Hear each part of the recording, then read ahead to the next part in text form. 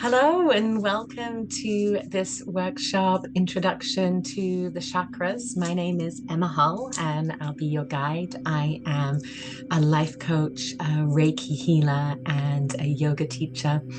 And my purpose here on earth is to share my knowledge and lead and inspire people to create a life that you're excited to wake up to every day. And so I felt guided to create this 8 workshop series, and including this really fun one on the chakras. Chakras are one of my most favorite things. So I got all dressed up with my chakra mala, and then I've got my chakra bracelet on, and I'm burning throat chakra essential oils. We've got all the chakra things happening.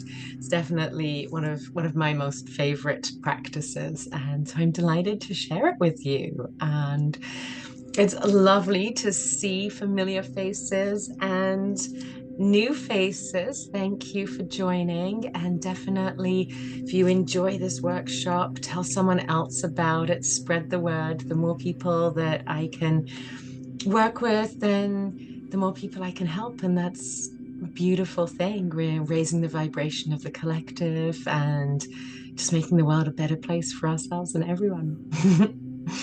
Okay, so if you haven't already, grab a pen and paper because you might want to make notes. It's not essential though. You will get a handout. I created a handout for you. I don't know if my computer can pick up on that, that I'll email out to you after the workshop. But you might want to take some notes, grab a glass of water, whatever you're drinking, and then we'll get started in just a moment. I'm just going to have a sip of my tea.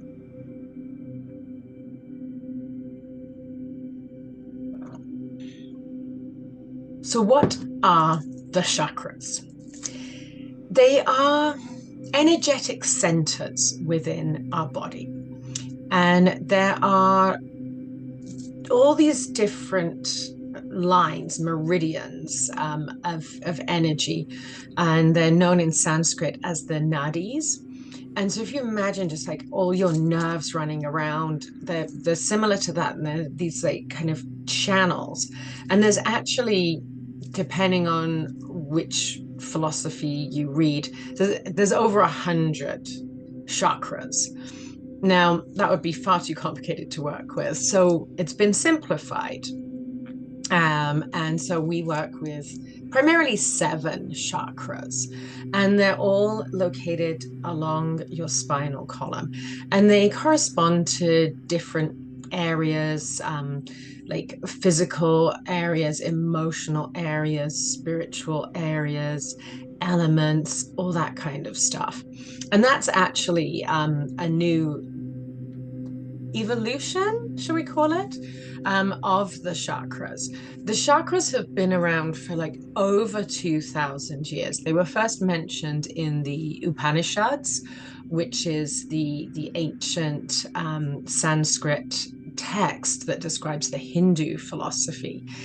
And so that was the first recorded mention of them. They're also found in a number of other different cultures and histories. But the chakras have been around for a very, very long time. And like we like to do, things evolve and develop.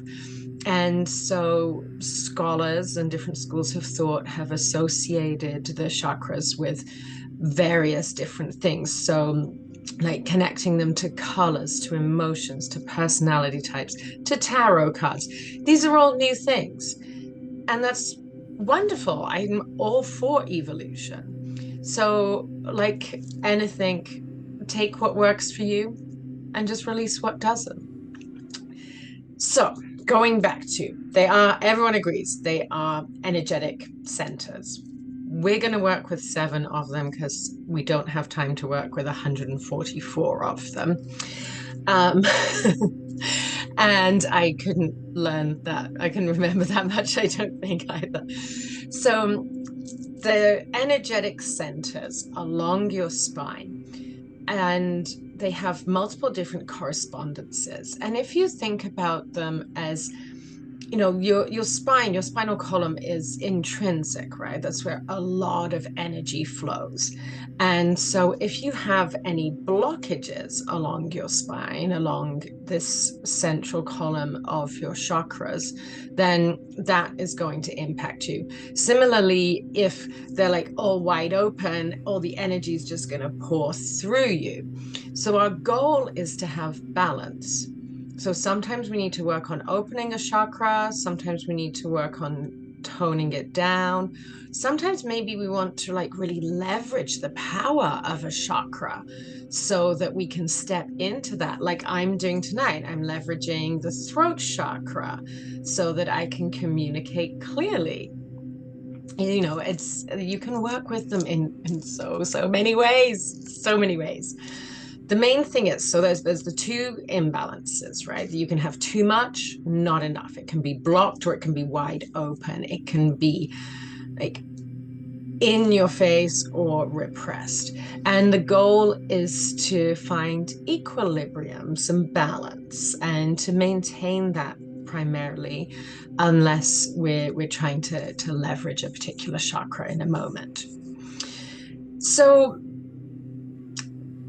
what I'm going to do is I'm going to go through each of the 7 chakras, and we're going to start at the bottom and work up. And, you know, thinking about when you're building anything, you know, the foundation is core. So I like to practice when I'm working with the chakras to start with the root and work towards the crown. So briefly, the 7 chakras are the root chakra, the sacral, the solar plexus, the heart, the throat, the third eye, and the crown.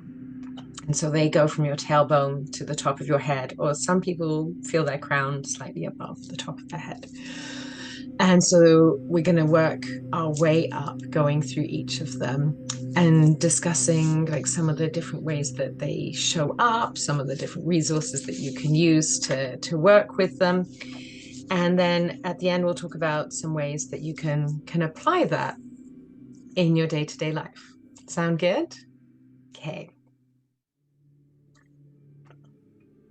So the root chakra in Sanskrit, that's Muladhara. And it's located in your tailbone, or like right at the base of your coccyx. And it's associated with the color red, and its element is earth. So thinking of like beautiful red earth. And it's all about safety and security. It's your first chakra to develop, and it's really about those base instincts, about feeling that you're safe. Body parts that it's associated with is your feet, your legs, and your bones as well. And it's associated with your sense of smell. And again, like I said, these are new relative to something 2,000 years old. Like people didn't have the same language and understanding to be able to understand all the things that we do now. So you know, if it doesn't vibe with you, to remember that, just remember the parts that do vibe with you and what stands out to you. The verb that goes with the root chakra is I have. And a mudra, not a mudra, a mantra that you can use with it is I have the right to be here. So really that safety and security piece. Now we'll do a mudra. So mudras are hand yoga. They're positions that you do with your hands to help with meditation.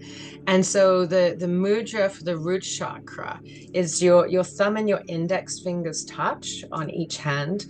And then you let your arms come down and you rest your hands palm up on your lap or your knees. So, you know, classically you see the meditation pose, people sat cross-legged. And so then like your hands would be out to your sides in this pose. And so just try that now and just see. Maybe repeat to yourself, I have the right to be here. And another practice that I like to work with is visualizing the chakras. And so picture at your tailbone a glowing ball of red light. Maybe it feels good to close your eyes as I'm going through this. Oh no, totally up to you. Picturing that red glowing ball of light. As you inhale, feeling it expand and brighten. As you exhale, it softens and contracts. And just letting that energy, that safety and security breathe in your root. Johnny's getting cozy there. Now, some indicators of an imbalance in your root chakra can be things like constipation, hemorrhoids, sciatica is another one, and weight problems, feelings of insecurity. Also, like overspending can be an imbalance because you're like that issue with your safety and security. And so sometimes that can show up that people like feel uncomfortable having abundance, having wealth, and so overspend. Or maybe gluttony can show up because you're fearful that you may not get another meal. So, when you go to the all-you-can-eat buffet, you go up 5 times, even though you are full at the end of the first time, and that can really play into that root chakra imbalance. And other things like hoarding, if you have fear of abandonment, those kind of things. So I think you can think of that relates to that feeling of safety and security.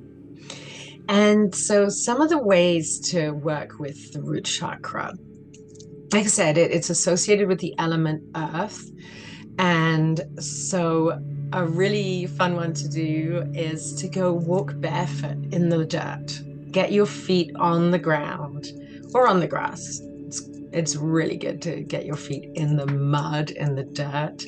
I know someone who believed so strongly in grounding that her mom was sick, and she went out into the yard and dug up earth and put it in a like a bowl and brought it in for her mum to put her feet in the earth. So it really is very powerful to connect to the earth. You can also visualize yourself connecting to the earth. You can meditate, like I said, easy pose, that classic sitting with your legs crossed pose is a really good way to picture that connection to the earth. Or even like as you're sitting now, maybe you let your feet actually touch the ground, like whatever structure you're in, you're still connected through to the ground. And so doing anything, connecting to that, getting out in nature, meditating in nature is super powerful. Another really cool one is meditative walking. Like I said, the root chakra is associated with your feet and your legs. And so meditative walking is where you're walking really slowly and feeling like the heel of your foot, and then rocking, feeling every part of your foot touching the earth, and just walking slowly, being very mindful of your walking. Um, Aromatherapy that works really well with the root chakra is cedar, and a fun thing to do if you have access to cedar boughs is you can even have a cedar bath. So you can either just put the cedar boughs in your bath, or you can actually steep them like a tea in hot water and then add that cedar water to your bath. And as I was writing this, it occurred to me I'm living in a forest surrounded by cedar, and I haven't done that. So I think I might just do that tonight. And for crystals, there's so many different crystals associated with each of the different chakras. But one of the most commonly referenced and powerful ones for the root chakra is bloodstone. So it's like a deep kind of red going on with that. And how you might work with crystal in terms of the chakras is holding it, maybe gazing upon it, studying it, or you might place it on a particular chakra. Like sometimes you get crystal healing where you'll be lying down and you'll have a whole array of crystals on your different chakras. So that is our root chakra. So your base foundation, your safety, your security is in your tailbone, and it's red. Those are the main things to help you differentiate between them. And so just knowing that if you've got anything coming up around like safety, security, feeling that you have the right to be here, maybe this is one to take a look at. And the next one we're going to travel up to is the sacral chakra. Sorry, my throat is scratchy today, so I've got tea with honey in it, which is quite delicious. So in Sanskrit, it's the Svadhisthana. And the sacral chakra, that's located in your pelvis. And so think about all that area of your reproductive organs where we're down in there. And the color for the sacral chakra is orange. And its element is water. And I don't know if you've been to many yoga classes, sometimes you'll hear yourself being invited to imagine that your pelvis is like a bowl of water. And so it's interesting that connection there. So, as you're sitting now, even just imagining that there's a bowl of water in your pelvis and noticing, like, if you talk, like, how are you holding your pelvis? And think about like when you move with fluidity and feeling that, imagining that there's water and waves in your pelvis can be a really fun way to tap into your sacral chakra. Little tongue twister. And our sacral chakra is associated with pleasure and with creativity. The sense is taste, which is a wonderful one to associate with pleasure for someone like me who loves food. And then the verb would be I feel. So your mantra could be I feel pleasure without guilt. And I just looking at my notes here, and the seed sound, and I realized I forgot the seed sound for the root chakra, so I will come back to that. So each of the chakras has a sound, and you've probably heard in yoga Om. That is one of the sounds, and so they're all like really long vowels. So the sound for the sacral chakra is VAM. So it's, you always inhale and then exhale your chant. So VAM.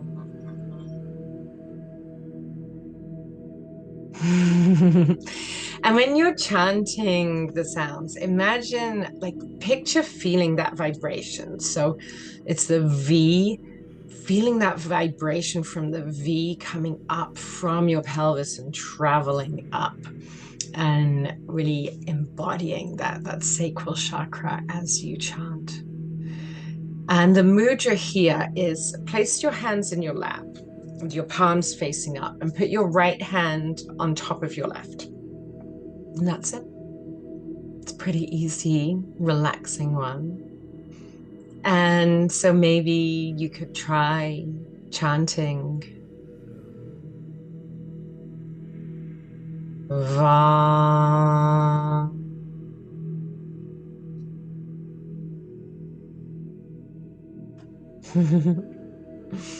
So indicators of imbalance in your sacral chakra, if you have like low back problems, kidney problems, continence issues, any impotence, over or underactive sex drive, and guilt associated with pleasure, overindulging in pleasure. Also, then tapping into that creativity. Like, are you stifling your creativity? Are you repressing your emotions? Do you replay negative events? Are you overly sensitive to criticism? One of those could be indicators that there's an imbalance in your sacral chakra.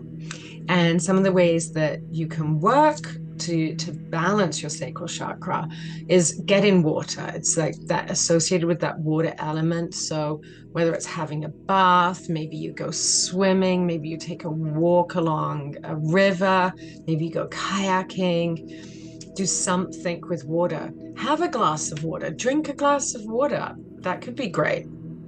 Doing self-care, it's about pleasure. So what would be something that you could do for pleasure, but then being mindful of that overindulging in pleasure?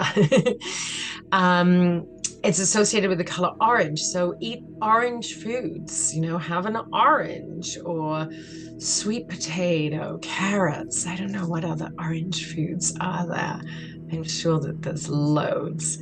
Um, be goofy, do something silly. Go dance around like there's no one watching. Have fun. Let yourself go. Let yourself be creative. Maybe do some coloring or some drawing, depending on how artsy you are. For yoga poses, a really good one is reclined butterfly. So that's where you're lying on your back, the soles of your feet are together, and you allow your knees to fall open. And that really opens up that pelvic area. Also, supported bridge. So, again, lying on your back, your feet are flat on the mat, your knees are above your ankles, and then lift up your hips towards the ceiling and then slide a bolster or pillows or a yoga block under your hips and then let it go. And it can also feel really good to actually extend your legs in that position. And again, you can imagine that's like just really opens up through that pelvic area. For essential oils, gardenia is a really powerful one, and moonstone is the one crystal that seemed to really come up a lot. So that's for the sacral chakra. And then skipping back to, I omitted the seed sound for the root chakra. And that is, double check, I'm doing it. Yes, it is. It's Lam. So Lam. So again, you can picture that root chakra. And then as you roll that L, imagining it coming from the tip of your tailbone. So maybe just take that root chakra mudra for a moment. Let your eyes close. And we'll take a deep inhale and then chant out.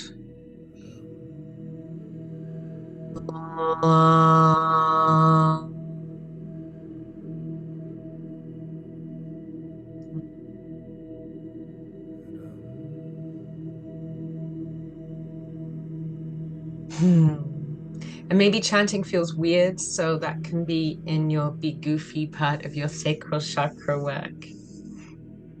All right, are you ready to travel up? So the next one is the solar plexus chakra, and that's the Manipura. Its color is yellow and it's associated with fire.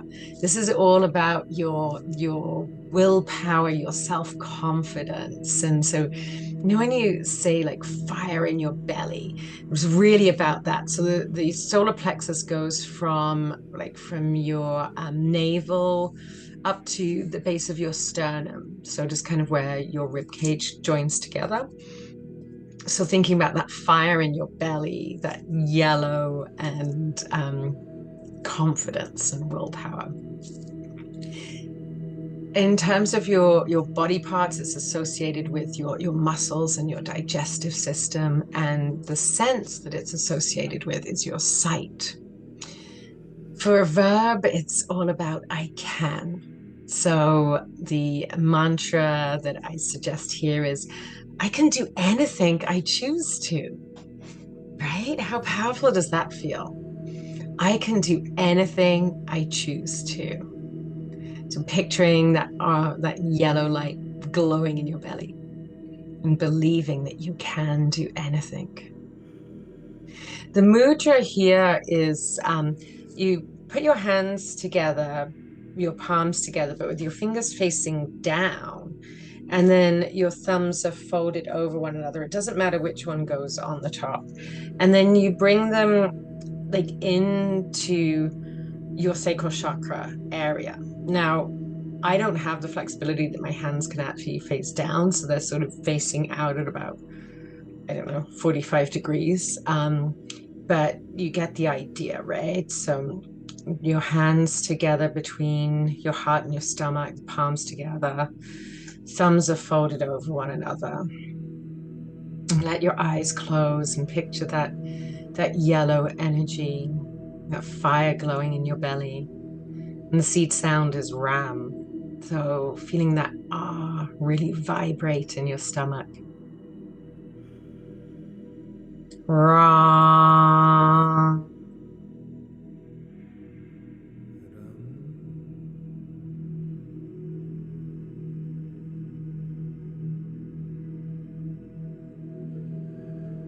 Hmm. So some indicators of imbalance, like I said, it's to do with your digestive system. So, any stomach ulcers, digestive issues, also like hypo and hyperglycemia, diabetes. And then in terms of kind of less physical manifestations, it can be being like overconfident, having too much self-doubt, maybe being aggressive and having unreasonable expectations. Those can all be indicators of an imbalance in your solar plexus chakra. So thinking about anything relative to your willpower, right? So maybe you just don't stick with things. Like that could also be related to your solar plexus. Some of the ways to work with it to bring about balance: ginger and cinnamon as smells, but also as foods. Thinking about that fire, like the fiery taste of ginger and cinnamon. So maybe, if I were working on that right now, I could grate up some fresh ginger and put a cinnamon stick in my tea and work with it that way. For crystals, citrine and tiger's eye are really powerful. Again, thinking about that color, citrine tends to be that yellow as well. For essential oils, I really like to use black pepper, again, thinking of fire and spice. And also grapefruit is a really beautiful, refreshing, cleansing, vibrant, citrusy one. In terms of yoga poses, doing supine twist. So, thinking about you wanting to work on your stomach. I mean, hey, crunches could be good too, side plank, things like that. But this is a little bit more chill. So, supine twist. So, lie on your back and hug your right knee in towards your chest. And then take your left hand and guide that right knee over to your left side, but then keeping your right arm down. So keeping your shoulders down. So that twist is coming through your stomach, through your solar plexus area. And it can feel good to have a cushion under that knee if your leg doesn't go all the way over, depending on what your level of flexibility is. And then alternating, doing it on both sides too. A more active standing pose can be revolved triangle. And so that's where you're standing, like you're facing forward. Let's say you got your left leg forward and your right leg back. And then you bring your right hand down to the mat and your left hand up, and your hands are like in a vertical stack. And so that really twists through, and you have to really engage your core and able to support yourself in that pose. So anything where we're twisting the stomach is a really powerful way to like activate it and undo any blockages that are happening.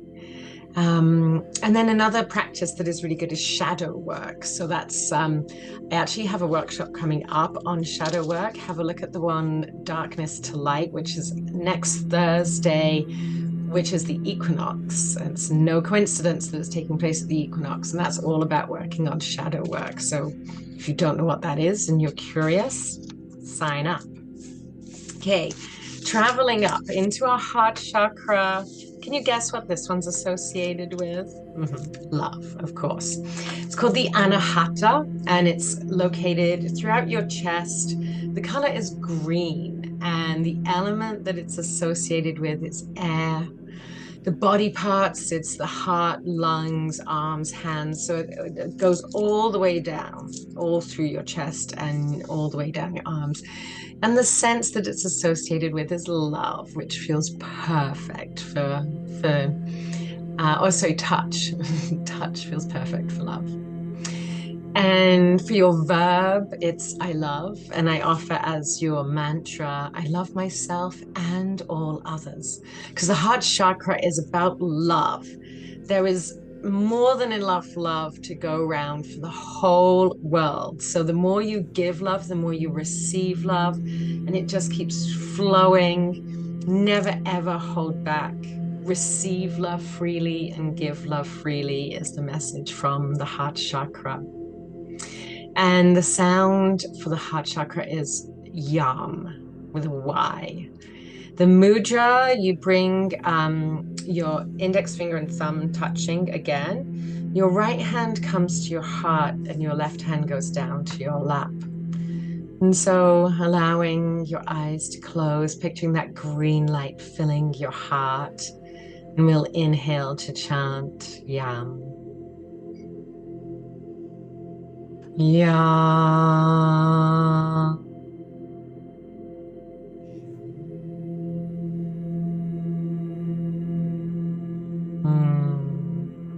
I really felt that one vibrating in my heart. So indicators of imbalance, like it's to do with your lungs. It can be breathing problems associated with your heart, things like high blood pressure, lung issues. And then in terms of other manifestations, like finding it hard to give and receive love, a lack of trust in others. And it could also, like if you're experiencing grief, like that's definitely a heart chakra thing too. And so practices to balance for your aromatherapy, rose and jasmine. When you think about those are such beautiful, loving, soothing. Rose quartz is like the heart chakra stone. But like it's interesting because like pink is associated with the heart, but obviously so is green. So we got the green there. So Amazonite is another really good one. And I can't remember which stone it actually is that's the heart chakra in this mala, which I should know because I made it myself. But it's got pink and green in it, which is quite lovely. A fun pranayama exercise for your heart chakra. I'll share that with you. Pranayama is breath work. So take your thumb and put it, so your right thumb and put it on your right nostril, and then your ring finger on your left nostril. And it's kind of hard then to see like what I'm doing here. And then we're going to breathe alternately through each nostril. So press gently down with your thumb and exhale out your left nostril. And then inhale your left nostril. Put your ring finger down and then lift up your thumb. And then you exhale out that right nostril. And then inhale through the right nostril. And then flipping and alternating. If you did my relaxation techniques workshop, that one might seem familiar because we covered it in that. And it's really good for just balance. And that one really works with the heart chakra. Like I said, it's all about your lungs too. Other practices that are really fun is like self-love affirmations, a gratitude practice. For yoga practices, eagle arms is really good. So it's where you cross your arms over like this. And if you think about that, like our chakras are three-dimensional. So we're stretching out around the back. It might seem like you're closing in on your chest, but you are stretching out through your heart chakra. And also, though, hugging yourself is a really good one. That's an alternative to eagle arm pose. So just give yourself a hug, give yourself some love because you deserve it. All right, traveling up to our throat chakra.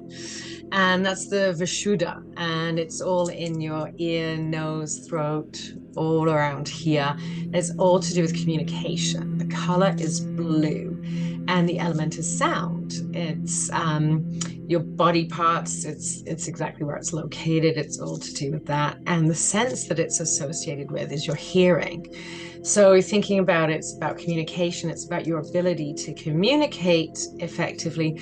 It's also about your ability to hear what others are saying and to understand the messages that you're receiving. For your verb, it's I speak. And the mantra I offer is I speak my truth freely and clearly. The sound is hum with a H. When you do that ha, you really feel it in your throat, right? So the mudra, you put your hands by your stomach with your fingers interlaced and your thumb tips touching. And then bring your hands down to your stomach. So they're kind of like that. Let your eyes close. Picture your throat filling with that blue light. Inhale to then exhale a chant. Ha.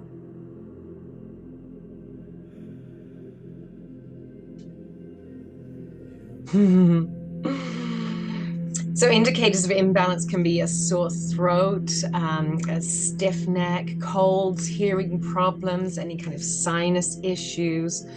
Also, if you find that you feel that you're frequently misunderstood, or maybe that you are prone to lying, that can be an indicator of an imbalance in your throat chakra. Practices that are really powerful to balance are neck exercises. So drop your ear down to your shoulder, stretch out to your neck, and do the other side. Oh, that feels good. Do it gently, always moving very gently whenever you're doing anything with your neck. You can tilt your head back too, but be really gentle coming back up. You can even use your hand to support yourself. Chanting is a good one. That's working through your throat. Lion's breath is a fun one to do since you're on a little pranayama one. So it's where you take a nice deep inhale and then you ha your breath out through your mouth. So taking a nice deep inhale.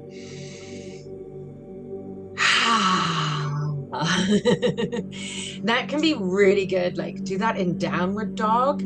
Super, super powerful. That's a great one to do.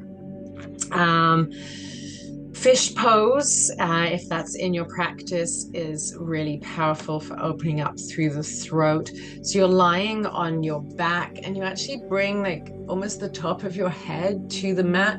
So your shoulders and your upper back come off the mat and your neck's really extended. Have a look at how to do that. If it's not in your practice, don't just try to do it because you can injure your neck. So, but if it is in your practice, that's a really good one there. And crystals like lapis lazuli is a beautiful one. I actually have this whole bracelet here is lapis lazuli. And then frankincense is like the powerful oil for working with your throat chakra.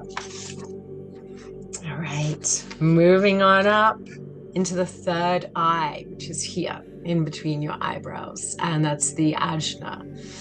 And the color is purple. It's all about your intuition, tapping into your intuition, that trust, that knowing.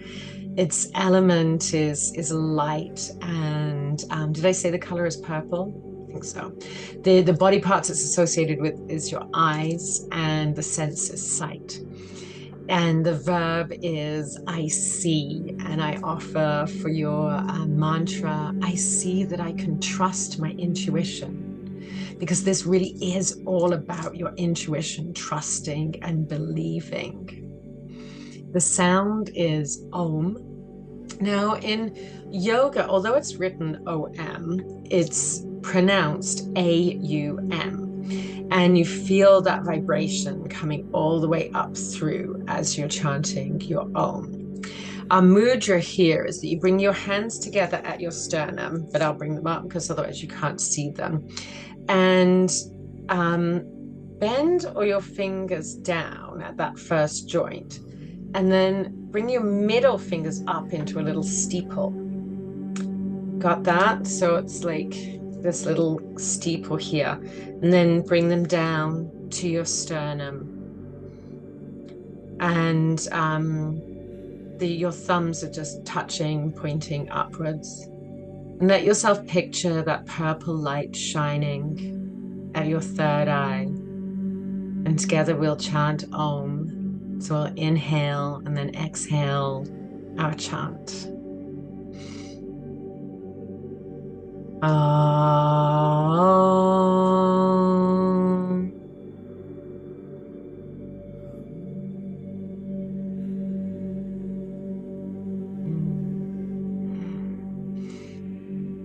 Indicators that your third eye chakra is out of alignment, out of balance, is any vision issues, headaches as well, nightmares, paranoia, not trusting your intuition, also being prone to daydreaming, like if you're off in fantasy land, and stubbornness and cynicism also.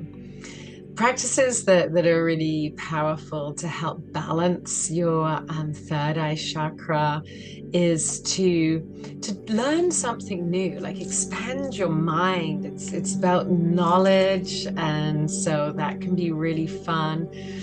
Stargazing, like we're associated here with the element of light, so gazing at the moon or the stars is really beautiful. Doing a candle meditation is a really cool one as well. So to do that, you simply light a candle and then place it in front of you and allow your eyes to kind of unfocus and just look at the flame and let your mind clear and just allow your attention to be on that candle flickering. It's really bringing your awareness inwards at the same time as then working with light. You can also just close your eyes and imagine like that you're looking into your third eye, bringing your attention there.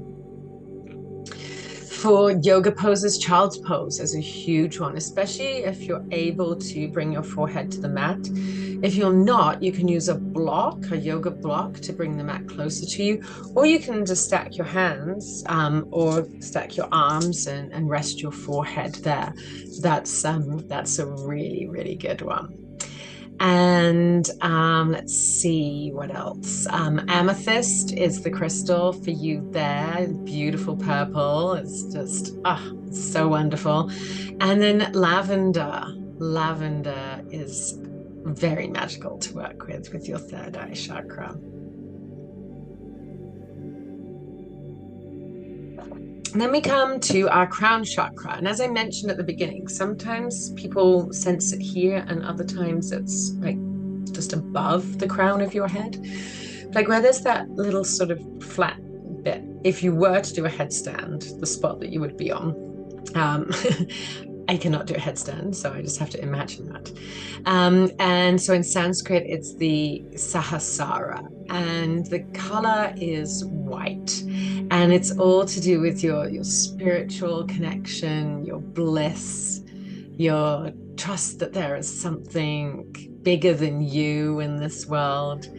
And the function there really is that bliss. Like in yoga, what we're striving towards is called samadhi, and it's this state where you're not thinking, you're just being, and it's like that's why we do shavasana at the end. The idea is that we've achieved samadhi by getting all the fidgets out of our body with our yogic practices and out of our minds, so that then we can just get into this transcendental meditative state. And so that's what the crown chakra is all about. And it's all about your brain and your central nervous system, your consciousness.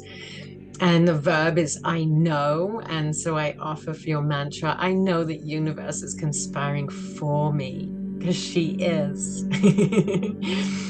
There is no sound. Some places you'll read that it's Om also, but it's actually my belief, the thoughts that I follow, is that it's actually the silence in that space after your Om.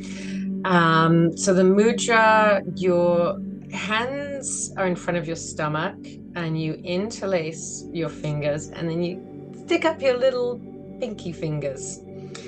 And so bringing those down to your stomach. Just let your eyes close and picture beautiful white light shining at the top of your head. Feeling that bliss, feeling that connection to universe, or perhaps a deity. And indicators of imbalance here can be boredom and depression, insomnia, loneliness, and feeling disconnected. Whereas when your crown chakra is in alignment, you feel like a real sense of connection. Practices to balance your crown chakra. Meditation is huge. And I know that can be a hard one if you don't have a meditation practice. So check out different apps that are available. I love the Insight Timer app, and you can even search on there for crown chakra meditation, or even YouTube. This background music I'm playing is actually an all 7 chakras healing on YouTube. There's tons of stuff out there. Decluttering is a really powerful one. And, even if it's like just your desk or your bedside table, declutter one space, and that can really help to bring your crown chakra, and maybe it's even your cutlery drawer, to declutter something. Developing a spiritual practice, and spiritual doesn't necessarily have to mean a particular organized religion. It's a practice for yourself. And I actually have a workshop this Thursday on rituals, and so we'll get into talking about that. So check that one out. Crystal wise, selenite. I should have grabbed some. It's this really beautiful white crystal with striations through it. Wonderful. And myrrh is a very powerful essential oil to use with your crown chakra. In terms of yoga poses, shavasana, so where you're just lying on your back, your eyes are closed, your arms are by your side, palms up, your feet are falling slowly open, and closing your eyes and just allowing yourself to connect. Tree pose is also really good. So you think about like that connection. Tree pose is a really good one actually for connecting kind of your root chakra as well, because you have to be very grounded, but then you're reaching up to the sky as well, which is really fun.